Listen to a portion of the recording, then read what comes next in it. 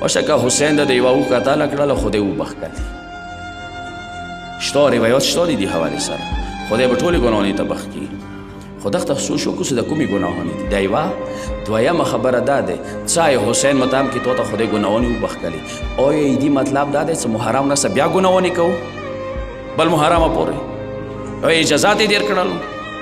که تو ته یې دا وویله چې نن د سترګې لمدې شولې سترګو ګناهونه د معاف شي بیا دا سترګې ګناهګارې نه کوي، که تو ته یې دا وویله. خو چې کله یې وبخښلي دې مقصد نه دی چې بیا لاړ شم ګناهونه کوم، بیا لاړ شم سندرې ګانې بجانې واورم. اوس څومره منافقات د موږ شیا کوو چې محرم راشي موږ ټیپونه ټوله بند، خو چې محرم وځي بیا هم هغه ګانې بجانې کوو. دې که نه دي کوو حسین سره؟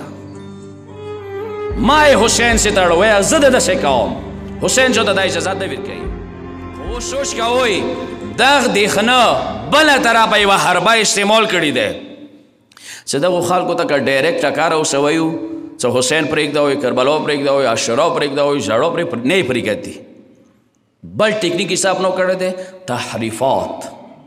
پوهېږئ خبرونه تحریفات چې ته ویلی شي چې د مولا حسین انقلاب ننه طرفه خراب کی.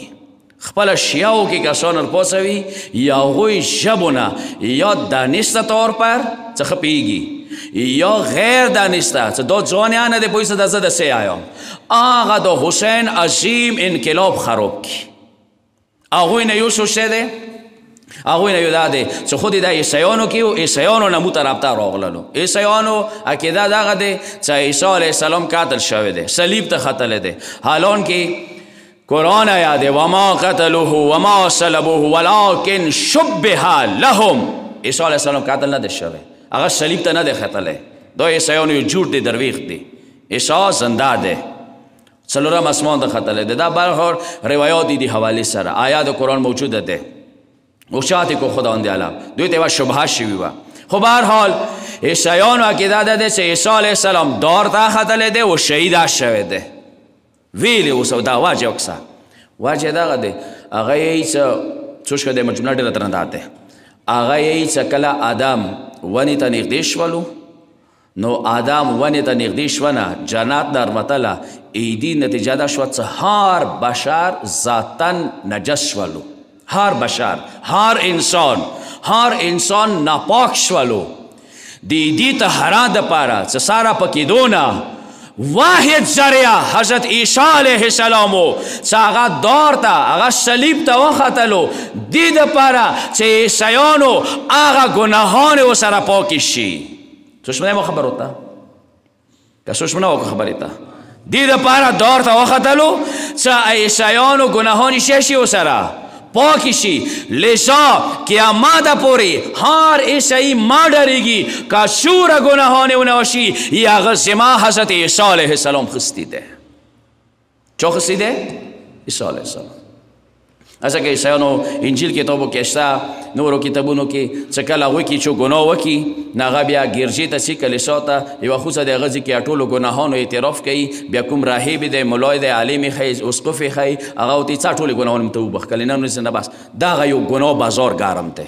یورپ ویلې ګناه لپیټ کې دی، امریکا ویلې ګناهانو لپیټ کې دی. دغو شی وواچېنه ګناهانو اجازاتو ته میلاو شولو.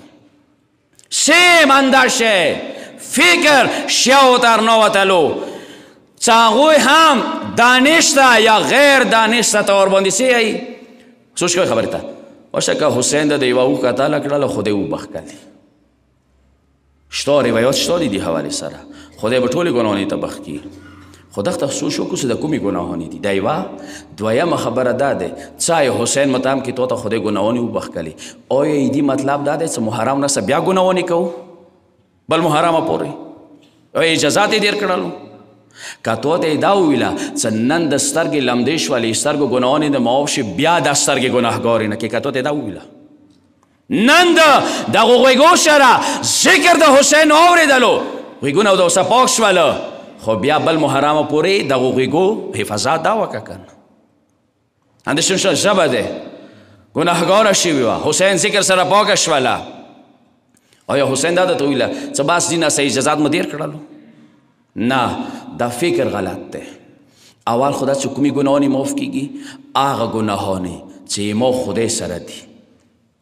حقوق الله والا گناهانی اما سترګو ګناهانی کړي دي اما خبر ته خوش کوي اما غوږونو نه ګناهانی شوي دي اما شبې نه ګناهانی شوي دي څه هغه ګناهانی چې اما خدای سره دي دا به ما ته خدای شي کوي بخکي خو چې کله وبخکلي ایدي مقصد نه دی چې بیا لاړ شم ګناهانی کوم بیا لاړ شم سندرې ګانې بجانې واورم اوس څومره منافقات د موږ شیا کوو څه محرم راشي موږ ټیپونه ټوله بند خو څه محرم وځي بیا مغه ګانې بجانې کوو دي که نه دي کوو حسین سره ما یې حسین سې تړو وایه زه د داسې کوم حسین جو ته دا اجازت نه ورکوي دا یوه نکته کومې ګناهانې چې هغه یې تا بندګانو سره دي پردی حق در باندې دی غصب د کړی دی یتیمانو حصه دی در سره خویندو حصه دی در سره مظلوم حصه دی در سره یتیم حصه دی در سره هرگز دا سوچ ونه کې چې حسین متام سره هغه پردی حق موته حسین وبخښلو یاد وساته ټوله کاله وژړېږه حسین د غصب ګناهانې نه معاف کوي دغه ځای کې مو ټولو خاموشي دی سوشمده خبر ہوتا قاتل ظالم غصب حقوقو باندې ډاکی شون کې دشه کسانو سره حسین نه دی ولاړ ویلې حسین غصب مقابله کې ولاړ دی حسین ظالم مقابله کې ولاړ دی حسین حرام خور مقابله کې ولاړ دی څه حرام کوم او حسین د شوړم څه نه بس حسین والیار ته خلاص کا حسین کربلا حرام خور ته نه دی خلاص کړي حرام ولیار بندولې ته خلاص کړي دی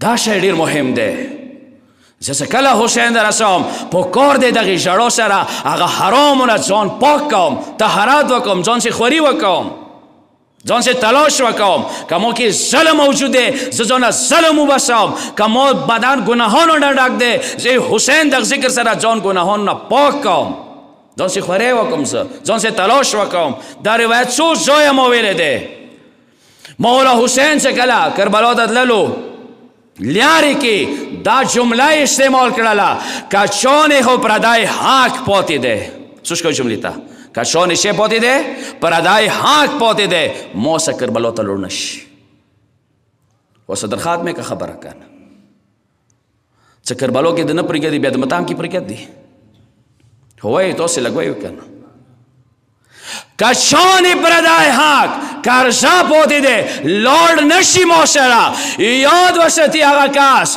که ما سه کربلا کې رکابو کې شهید ویری نشو خدای به پردی حق حساب سره ورځې قیامت کوي دا خدای نه ورته بخښي